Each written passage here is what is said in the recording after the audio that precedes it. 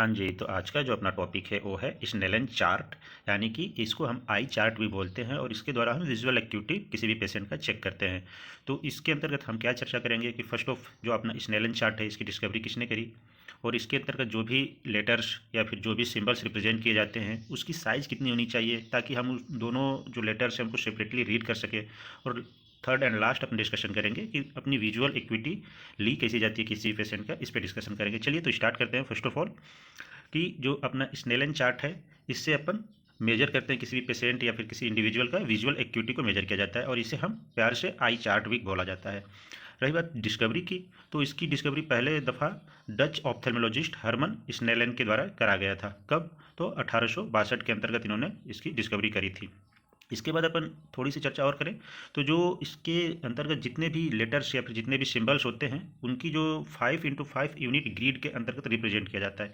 यानी कि इनकी जो रिप्रेजेंटेशन होता है उसकी रिप्रेजेंटेशन वैल्यू क्या रहती है, 5x5 ग्रिड के एलोंग इसको रखा जाता है। और इसकी बात किया तो जो एक्सपेरिमेंटल चार्ट है वो डेवलप कब किया गया था, तो 1861 में। और उसको पब्लिश कब करवाया इन्होंने, तो 1862 के अंतर्गत इसे पब्लिश करवाया गया था। और जो फर्स्ट टाइम जिसको पब्लिश करवाए थे उनके अंतर्गत जो स्नेलन चार्ट था उसमें कौन कौन से कैपिटल्स या वर्ड्स यूज किए गए थे, तो ये नीचे सिंबल है। द ओरिजिनल चार्ट शो, यानी कि जो ओरिजिनल चार्ट जो पब्लिश कराया गया था उसमें ये सब लेटर्स थे, यानी कि अल्फ़ाबेटिकल लेटर्स के साथ साथ उसमें कुछ डिजिट्स भी थे जैसे 5, 4, 2, 3, इनका भी यूज किया गया था फर्स्ट टाइम जब डेवलप किए तो। अब अपन चर्चा करते हैं कि इसमें जो एक एक इंडिविजुअल लेटर्स या कैपिटल्स होते हैं उसको हम क्या बोलते हैं। तो जनरली आता है उसके लिए उसको हम ऑप्टोटाइप्स बोलते हैं। ठीक, ये जो ऑप्टोटाइप्स होता क्या है, तो एक लेटर, सिंबल या पिक्चर ऑन जो स्नेलन चार्ट है उसके ऊपर हो सकता है। यानी कि जो कोई पढ़ा लिखा व्यक्ति है उसके लिए अपन क्या होता है कि लेटर्स यूज कर सकते हैं। यदि कोई पढ़े लिखे व्यक्ति नहीं है तो उसके लिए अपन क्या सिंबल यूज कर सकते हैं। यदि बेबी है तो उसके लिए पिक्चर यूज कर लिया जाता है वृक्ष का या फिर कुछ भी ऐसे सिंबल डॉगी का बना के पूछा जाता है, तो उसके पर्पज से ऑटोटाइप्स बदल सकते हैं। लेकिन जनरली क्या होता है, मोस्टली अपन लेटर्स यानी कि कोई अल्फ़ाबेटिकल लेटर्स को लेकर चलते हैं। अब इसके बाद जो अपना जो स्नेलन चार्ट होता है उसमें जनरली क्या होता है, 11 लाइन्स बनते हैं। ठीक है, जैसे यहाँ पे आपको दिख रहा होगा 8 है, 9 है, 10 है, 11, इधर ये जो क्रम है, ठीक है, 11 लाइन्स के बनते हैं और उसमें जो क्या होते हैं, जो ब्लॉक लेटर्स रखा जाता है। अब रही बात, ये जो फर्स्ट कॉलम होता है, फर्स्ट जो लाइन होता है उसमें एक ही लेटर रखा जाता है। ठीक, यानी फर्स्ट कॉलम में एक, सेकेंड में दो लेटर होंगे। ठीक है, और ये जो लेटर होंगे वो क्या होंगे कि डिक्रीज इन साइज, और इनकी जो थिकनेस है या फिर इनकी जो हाइट है उसके बारे में हम अभी चर्चा करेंगे थोड़ी देर में। तो देखो थर्ड कॉलम हो गया, तो थर्ड कॉलम में 3 डिजिट्स आ गए, फोर्थ कॉलम में आपको फोर्थ कॉलम में 4 अल्फ़ाबेट्स आ गए। तो ऐसे करते हुए सीक्वेंस से क्या होती है कि साइज़ घटती जाती है और जिस कॉलम में जितने नंबर की होती है उतनी डिजिट्स या उतने अल्फ़ाबेट्स ऐड होते चले जाते हैं। तो एक खासियत होती है इसकी। और जो फर्स्ट वाला जो कॉलम होता है या फर्स्ट वाली जो लाइन होती है उसके अंतर्गत जो अल्फ़ाबेट्स होता है उस जनरली सिंगल रखा जाता है। और एग्जाम्पल के तौर पर वहाँ पे EHN अपन कुछ भी रखा जा सकता है मे बी। तो ये रही। इसके बाद अपन चर्चा करते हैं कि चीज़ों को हम सेपरेटली कैसे रीड कर पाते हैं। तो उसके लिए क्या होता है कि जो हमारा जो अल्फ़ाबेट्स होते हैं उसकी जो थिकनेस ऑफ लाइन, ठीक है, मान लीजिए अपन ई के ऊपर चर्चा कर रहे हैं, तो thickness of line and thickness of space between the line, यानी कि ये वाली स्पेस और ये वाली लाइन, ये दोनों इक्वल होते हैं। पहली बात तो आपको ये ध्यान रखनी है कि कोई भी अल्फ़ाबेट्स बनाया जाएगा तो उसकी जो थिकनेस ऑफ लाइन है और थिकनेस ऑफ स्पेस जो लाइंस के बीच में है वो हमेशा इक्वल रखी जाती है। अब ऐसा क्यों रखते हैं हम आगे चर्चा करेंगे। फिर ऐसे ही जो हमारे पूरी की पूरी जो लेटर्स होती है यानी कि 5 टाइम्स थीकर होती है, ठीक है, देन इट्स कॉन्स्टिट्यूट लाइन, यानी कि इसकी जो पूरी की पूरी जो लाइन बनी है, ठीक है, उससे इसकी इंडिविजुअल्स जो छोटी छोटी चीज़ें हैं वो 5 टाइम्स थीकर होना चाहिए। ठीक है, तो ऐसे ही करके ओवरऑल जो एक कंस्टिट्यूट बनता है किसी भी ऑप्टोटाइप्स का, तो उस जनरली क्या होता है वो 5 टाइम्स थीकर होता है अपने एक इंडिविजुअल बॉडी पार्ट से। ठीक, इसके बाद अपन आगे चर्चा करते हैं, थोड़ा कंसेप्चुअल चीज़ें हैं, इसको समझिएगा कि कोई भी एक ऑब्जेक्ट होती है वो आपके आई के ऊपर कितना मिनिमम एटलीस्ट एंगल बनावे जिसकी वजह से वो सामने की जो ऑब्जेक्ट है वो हमें सेपरेटली दिखे। तो यहाँ पे होता है मेनली जो पॉइंट होता है उसके लिए बोला जाता है कि एटलीस्ट एंगल जो बनना चाहिए, ठीक है, यहाँ पे जो एंगल बना है मिनिमम 1 मिनट ऑफ आर्क। ठीक, यदि कोई भी ऑब्जेक्ट है उसका टॉप पॉइंट है और उसका बिलो पॉइंट है, ठीक है, फिर दो अलग अलग ऑब्जेक्ट समझ सकते हो या एक ही ऑब्जेक्ट के दो पॉइंट समझ सकते हो, वो हमें सेपरेटली कब दिखेंगे, जब हमारे को 1 मिनट ऑफ आर्क यहाँ पे एंगल बनाएंगे तब। यानी कि 1 मिनट ऑफ आर्क का यदि एंगल है तो हमें एक ऑब्जेक्ट का या फिर उसी ऑब्जेक्ट का अपर पार्ट इधर और लोअर पार्ट इधर दिखेगा। यदि इससे कम बन रहा है तो ये चीज़ें फ्यूज हो जाएंगी, यानी कि सेपरेट हम रीड नहीं कर पाएंगे।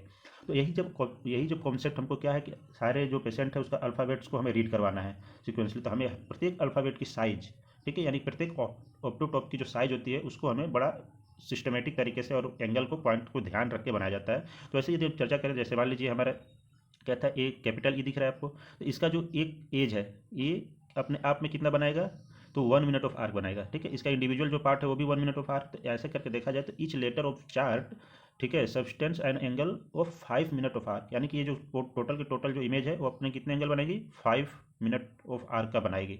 और इसके एक छोटा सा जो सब्ट्यूएंट है वो कितना बनाएगा, तो 1 मिनट ऑफ आर्क बनाएगा। ठीक है, तो इसकी जो ईच कंपोनेंट लेटर के हैं वो क्या करेंगे, 1 मिनट का बनाएंगे। यदि 1 मिनट का एंगल बना है तो ऑब्जेक्ट हमें सेपरेटली दिखेगा, इसका अपर पॉइंट और इसका लोअर पॉइंट दोनों एक साथ अलग अलग दिखेंगे, वो मिक्स नहीं होंगे। ठीक है, तो ये रही बात, यानी कि जो सीखने की बात है उसमें बस इतना है कि हमें मिनिमम कितना, एटलीस्ट 1 मिनट ऑफ आर्क का एंगल क्रिएट करवाना होता है किसी भी ऑब्जेक्ट को, तो हम सेपरेटली देखना है तो। और हम जो यहाँ पे भी जो अल्फ़ाबेट्स या फिर जो लेटर्स यूज करेंगे वो जनरली क्या होते हैं कि उसके जो ईच कंपोनेंट होते हैं वो अपने आप में 1 मिनट आर्क बनाने चाहिए, तब जाके हमें उसको उस चार्ट के अंतर्गत यूज करना पड़ेगा, तब जाके पेशेंट उसको रीड कर पाएगा। तो एक कंसेप्चुअल चीज़ें थी। अब इसके बाद हम अगला चर्चा करते हैं कि अपने जो डेली लाइफ में जो चार्ट होता है वो कितने टाइप से अपन को देखने को मिलता है। एक होता है इलेक्ट्रिक चार्ट। एक इलेक्ट्रिक चार्ट बोलने का मतलब ये जो आपको इमेज में दिख रही होगी, जनरली सरकारी हॉस्पिटल में ऐसा ही होता है, हमारे भी हॉस्पिटल में यही है। ठीक, तो ये क्या होता है, ये इलेक्ट्रिक, इसके अंदर लाइट लगे होते हैं या फिर इसका प्रोजेक्शन, यानी कि बैक लाइट या फिर प्रोजेक्शन लाइट के थ्रू इसको हम इल्यूमिनेट करते हैं। और इल्यूमिनेशन इसका क्या होता है, एडिक्वेट इल्यूमिनेशन रखना पड़ता है, जिससे कि इसके ऊपर जो डिजिट्स हैं या अल्फ़ाबेट्स या लेटर्स है या ऑक्टोटाइप्स बोल लो, तो उसको हम या पेशेंट रीड कर पाए। तो उसके लिए जो हमें बैक लाइट या फिर प्रोजेक्शन लाइट यूज करना पड़ता है और इलेक्ट्रिसिटी बेस होता है। ये कहता है डिजिटल चार्ट, जो कि डिजिटल चार्ट है, यानी कि कंप्यूटर मॉनिटर्स के बेस पर रहता है। ठीक है, जो यहाँ पे आप देख पा रहे हैं, तो इसमें क्या होता है कि डीपीआई रहता है, यानी कि डॉट्स पर इंच के हिसाब से जो एलईडी या एलसीडी में सेट रहता है उसका जो रेंज होता है 96 से 480 तक का बीच का रहता है। और इसमें बेनिफिट क्या है, इसमें क्या होता है कि जो पेशेंट होता है, ठीक है, वो मेमोराइज नहीं कर सकता चार्ट को, हम एक अल्फ़ाबेट भी बदल सकते हैं, इसके बीच में कोई भी अल्फ़ाबेट को किसी साइज में अपन रिप्लेस कर सकते हैं। तो इसकी ये खासियत होती है। और इसमें क्या है कि अल्फ़ाबेट पहले से फिक्स है। ठीक, यदि पेशेंट पहले से रीड कर लिया है तो वो मेमोराइज कर सकता है, तो चीज़ों को ऐसे ही बता सकता है। तो इसलिए इसकी जो बेनिफिट है डीमेरिट से जनरली ऐसा होता है। तो अपनी एबिलिटी के आधार पर अपन चर्चा कर लिए कि अपना जो स्नेलन चार्ट है कितने टाइप्स के होते हैं। अब अपन धीरे धीरे प्रोसीजर के ऊपर उतरते हैं कि हम कैसे प्रोसीजर करते हैं कभी भी किसी भी पेशेंट का आई विजुअल एक्यूटी के लिए। तो सबसे पहले हमें जो हमारा स्नेलन चार्ट है उसका लुमिनेंस चेक करना पड़ेगा। ठीक है, कि उसका जो इल्यूमिनेशन है वो सही है कि नहीं।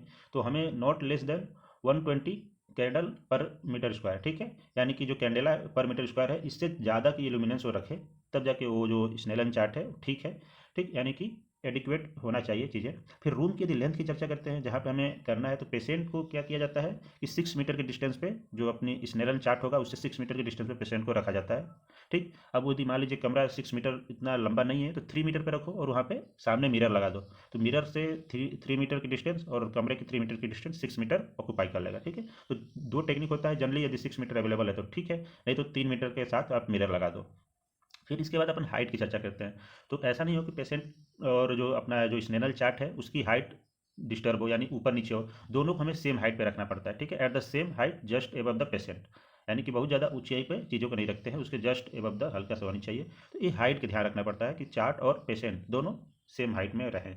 फिर इसके बाद आता है एकोमोडेशन की बात। एकोमोडेशन मतलब कि जो पेशेंट है वो अपने आई को पे स्ट्रेन डाल के चीज़ों को ना देखे, एकदम नॉर्मल रिलैक्स पोजीशन में पेशेंट जहाँ सामने जो अपनी चार्ट रखी है उसको रीड करे, यानी आई पे ज़्यादा फोर्स या आई की जो मसल्स है उसका वर्किंग ना करे, क्योंकि हमें उसका नॉर्मल विजन एक्यूटी चेक करना है। ठीक है, या वो कितना देख सकता है, तो इसके लिए एकोमोडेशन एब्सेंट रहे तो ज़्यादा बेहतर रहता है। ठीक है, तो इसके बाद अपन फर्दर आगे देखते हैं। तो जनरली टेस्टिंग की जो प्रोसीजर होती है ऐसे ही होती है। अब इसमें दो चार कंडीशंस बनते हैं जो हमें सीक्वेंस से ध्यान रखने होते हैं। तो पहली कंडीशन की चर्चा करते हैं। पहली कंडीशन क्या होता है कि पेशेंट को विजुअल एक्यूटी के लिए 6 मीटर के डिस्टेंस पे आपने बैठा दिया। अब वो आपने कैसे बैठाया है, यदि मिरर लगा के 3 मीटर या फिर नॉर्मली 6 मीटर पे जैसे भी है। तो अब इसमें क्या है कि पहले पेशेंट को जो टॉप लेटर होता है, जो बोल्ड की सबसे बड़ा फर्स्ट लाइन है, उस लाइन के अंतर्गत जो लेटर है उसको पेशेंट को रीड करने को बोलते हैं।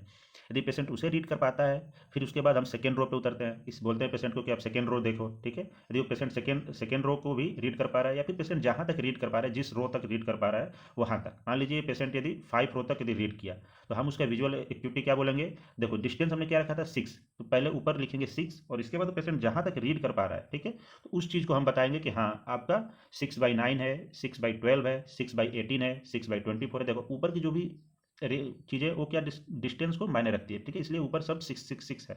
ठीक है, नीचे क्या है कि अब जो हमारा स्नेरल चार्ट होता है उसमें सब मार्किंग पहले से होती है कि 6/6 का या 6/9 का। तो नॉर्मल जो पेशेंट होता है वो 6/6 यदि कोई रीड कर पा रहा है तो उसकी जो विजन है वो सही है। तो मान लीजिए आपका जो पेशेंट था पहले टॉप लेटर को पढ़ा, टॉप लेटर के बाद उसने सेकेंड जो रो में थी उसको पढ़ा, थर्ड रो में थी उसको पढ़ा, यानी कि 36 को पढ़ा, फिर 24 को पढ़ा, फिर 18 को पढ़ा, 12 को भी पढ़ा, और 6/9 यदि लास्ट उसका 6/9 है, ठीक है, यदि यहाँ तक पढ़ता है तो पेशेंट की हमारी जो विजन है वो अपनी 6/9 होगी। अब इसके करस्पॉन्ड में जो अपन लेंस यूज़ करेंगे, ठीक है, वो पेशेंट को चश्मा के तौर पर लगा के दे दिया जाएगा, ठीक है। तो पहली कंडीशन तो ये थी कि नॉर्मल पेशेंट आया, उसको बैठाएंगे, उसको बोलेंगे रीड करने के लिए, पहले टॉप लेटर रीड करवाएंगे, फिर फर्दर वो जहाँ तक पढ़ता गया, जिस लेटर जहाँ पे उसको डिफिकल्टी हुई वहाँ तक की उसकी विजन होती है उसको नोट करके रख लेते हैं, उसके करस्पॉन्ड में ग्लासेस यूज करते हैं और पेशेंट को दे देते हैं। पहली कंडीशन तो ये रही। फिर इसके बाद दूसरी कंडीशन क्या होती है कि मान लीजिए जो आपका पेशेंट है वो जो सबसे बोल्ड लेटर है, यानी कि फर्स्ट लाइन जो है उसके अंदर जो लेटर उसको भी रीड नहीं कर पा रहा है, मान लेते हैं ऐसा कंडीशन है, तो अब हम क्या करेंगे, तो इसमें क्या होता है कि पेशेंट को हमने कितने पर रखा था, 6 मीटर पे। तो इस जो पेशेंट, मान लीजिए जो पेशेंट इस रो लाइन की इधर है, इस 6 मीटर का है, तो इसको थोड़ा सा पेशेंट को हम यहाँ बैठा देंगे, यानी 5 मीटर पे।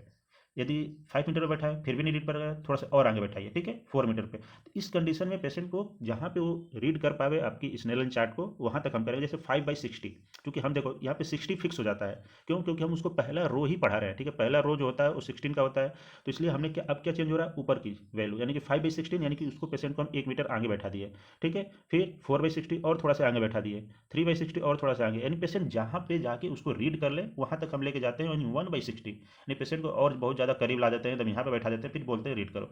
यदि 1/60 पे जाकर वो रीड कर पा रहा है तो ठीक है, तो हम उसके अकॉर्डिंगली उसको जो पावर की ग्लासेस होंगी वो यूज करने के लिए सजेस्ट कर देंगे। तो कहने का मतलब है पहली जो कंडीशन थी उसमें अपन डिस्टेंस तो फिक्स है, बस वो रीड कहाँ तक किया वहाँ तक अपन ऑब्जर्व करके ग्लासेस दे दी। अब यह है कि जो टॉप लाइन है उसको भी रीड नहीं कर पा रहा है, तो हमने क्या किया, डिस्टेंस कम करते चले गए, ठीक है, पेशेंट को और करीब लाए, 5/60, 4/60, 3/60 करते गए। तो इस कंडीशन में जो हमें ऑब्जर्वेशन मिलता है उसके बिहाफ पे हम ग्लासेस दे देते हैं। मान लीजिए इसके अलावा भी यदि अपन थर्ड कंडीशन पे चर्चा करते हैं, पेशेंट आपका 1/60 यानी कि एकदम स्नेरल चार्ट के पास भी आ गया, फिर भी वो फर्स्ट लेटर को रीड नहीं कर पा रहा है, यानी जो सबसे बड़ा लेटर है उसको भी रीड नहीं कर पा रहा है, तो अपन को क्या करना है, तो अपन क्या करेंगे, उसे फिंगर काउंट कराते हैं, ठीक। जैसे यहाँ पे बताया गया है कि पहले फिंगर काउंट कराते हैं, या फिर इसको इसी को बोला जाता है क्लोज टू फेस पेशेंट के अपन ऑब्जर्वेशन ट्राई करते हैं। तो देखो यहाँ पे क्या है कि अपन फिंगर काउंट कराएंगे, यदि पेशेंट CF3 CF1 यानी कितने फिंगर्स काउंट कर पा रहा है, ठीक, यानी फिंगर बोलने का मतलब जितने फिंगर्स है वो इतने सेपरेटली रीड कर पा रहा है, तो इसलिए यदि 3 फिंगर तक काउंट कर रहा है तो उसको CF3 बोलेंगे, यदि 2 फिंगर तक काउंट कर ले रहा है तो CF2 बोलेंगे, यानी कि कितनी उसकी शार्पनेस है आई की, यानी कि 5 फिंगर काउंट कर रहा है तो नॉर्मल है, ठीक है, थोड़ी सी अच्छी आई है, यदि 4 तक काउंट कर रहा है तो और 3 तक काउंट कर रहा है तो और अच्छी है, ठीक है। तो ऐसे करके अपन CF1 CF2 CF3 ऐसे रिप्रेजेंट करेंगे। मान लेते हैं यदि पेशेंट फिंगर काउंट नहीं कर पा रहा है, ठीक, 1 मीटर के अंदर कोई भी फिंगर काउंट नहीं कर पा रहे, तो इसके लिए अब हम अगला स्टेप क्या लेंगे, तो हम अगला स्टेप लेते हैं, इसको हैंड मूवमेंट कराते हैं। यही जो हम यहाँ पे फिंगर काउंट करा रहे हैं वहीं पे हम हैंड को मूव करते हैं राइट लेफ्ट साइड, ठीक है। तो यदि पेशेंट इसको ऑब्जर्व करता है तो इसके लिए हम रिप्रेजेंट क्या करते हैं, HM पॉजिटिव। यदि पेशेंट ने हैंड मूवमेंट रीड किया तो उसको HM पॉजिटिव बोलते हैं, यदि नहीं रीड किया तो HM नेगेटिव बोलते हैं। तो ये थर्ड कंडीशन होती है हमें पेशेंट की विजन के लिए थोड़ा से गाइड करने के लिए। इसके बाद आता है फोर्थ कंडीशन, देखते हैं। मान लीजिए आपका जो पेशेंट है उसने आपका हैंड मोमेंट को भी अप्रिशिएट नहीं कर पा रहा है, ठीक है। तो उसमें हम क्या करते हैं, फिर आता है लाइट ऑफ परसेप्शन, ठीक है, लाइट परसेप्शन चेक किया जाता है, जिसको PL से बोलते हैं, ठीक है, परसेप्शन ऑफ लाइट, ठीक। अब परसेप्शन ऑफ लाइट के लिए क्या है, पेशेंट को अपन टॉर्च लेके उसके आई पे मारेंगे, यदि टॉर्च मारेंगे तो आई को ब्लिंक करता है या फिर रिस्पॉन्स करता है कि नहीं इसके अगेंस्ट में, लाइट के अगेंस्ट में। तो यदि रिस्पॉन्ड कर रहा है तो PL पॉजिटिव, यदि रिस्पॉन्ड नहीं कर रहा है तो PL नेगेटिव हो जाता है। तो ये कंडीशन होती है। ऐसे करके टोटल 4 स्टेप में अपन ओवरऑल पेशेंट की विजन लिया जाता है। यानी कि पहला स्टेप में अपन क्या ऑब्जर्व करते हैं कि पेशेंट को 6 मीटर की डिस्टेंस पे बैठाया जाता है, और जो अपने स्नेलन चार्ट है उसके अंदर जितने भी सिंबल्स है रीड करने को, बड़े लेटर से छोटे लेटर की तरफ रीड करने को बोला जाता है। पेशेंट ने कर लिया तो जो विजन है उसके हिसाब से ग्लासेस दे दिए। यदि पेशेंट बड़ा लेटर है उसको भी रीड नहीं कर पा रहा है 6 मीटर से, तो थोड़ा सा मीटर कम करिए, ठीक है, 5 मीटर पे, 3 मीटर पे, 4 मीटर पे, इस पे रख के पेशेंट को रीड कराइए। यदि रीड कर लिया तो ठीक है, वहाँ तक की ग्लासेस दीजिए, पेशेंट के लिए सफिशियंट है। यदि इसके बाद भी यदि फर्स्ट लेटर 1 मीटर से भी रीड नहीं कर पा रहा है बड़ा लेटर, तो आप क्या करिए, फिंगर काउंट कराइए, हैंड मूवमेंट करिए। यदि इसको भी रीड नहीं कर पा रहा है तो आप परसेप्शन ऑफ लाइट चेक करिए। तो ऐसे करके कंडीशंस होते हैं ओवरऑल पता करने के। चलिए, तो आज के लिए इतना ही, मिलते हैं नेक्स्ट वीडियो में, तब तक के लिए धन्यवाद। यदि कोई डाउट हो, समस्या हो तो आप कमेंट बॉक्स में मैसेज जरूर करिए। ओके।